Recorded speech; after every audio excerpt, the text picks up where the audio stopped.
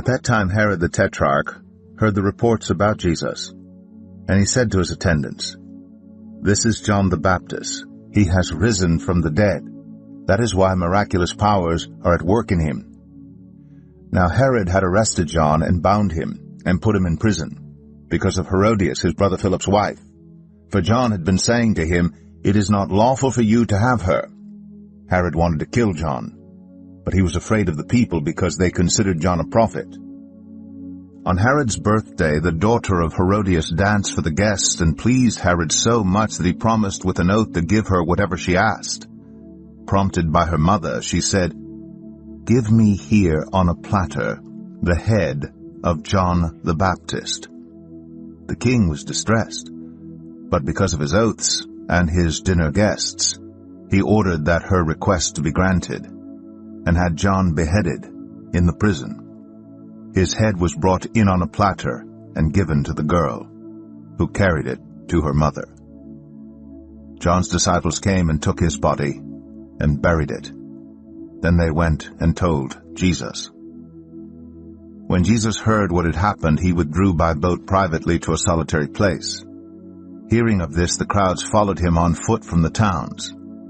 When Jesus landed and saw a large crowd, he had compassion on them and healed their sick.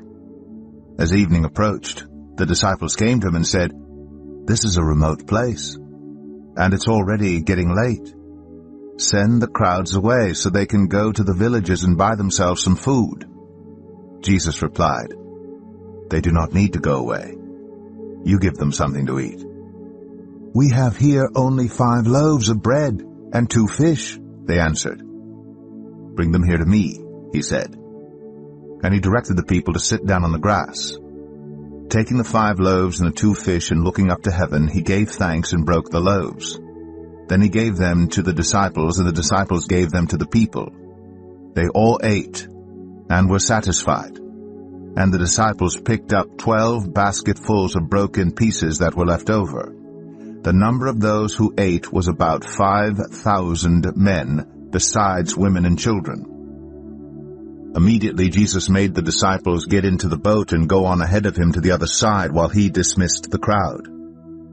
After he had dismissed them, he went up on a mountainside by himself to pray. Later that night he was there alone, and the boat was already a considerable distance from land, buffeted by the waves because the wind was against it. Shortly before dawn, Jesus went out to them, walking on the lake. When the disciples saw him walking on the lake, they were terrified. "It's a ghost," they said, and cried out in fear. But Jesus immediately said to them, "Take courage, it is I, don't be afraid." "Lord, if it's you," Peter replied, "tell me to come to you on the water." "Come," he said. Then Peter got down out of the boat, walked on the water, and came toward Jesus. But when he saw the wind, he was afraid, and beginning to sink, he cried out, "Lord, save me!" Immediately Jesus reached out his hand and caught him. "You of little faith," he said, "why did you doubt?" And when they climbed into the boat, the wind died down. Then those who were in the boat worshipped him, saying, "Truly, you are the Son of God." When they had crossed over, they landed at Gennesaret. And when the men of that place recognized Jesus, they sent word to all the surrounding country. People brought all their sick to him, and begged him to let the sick just touch the edge of his cloak. And all who touched it were healed.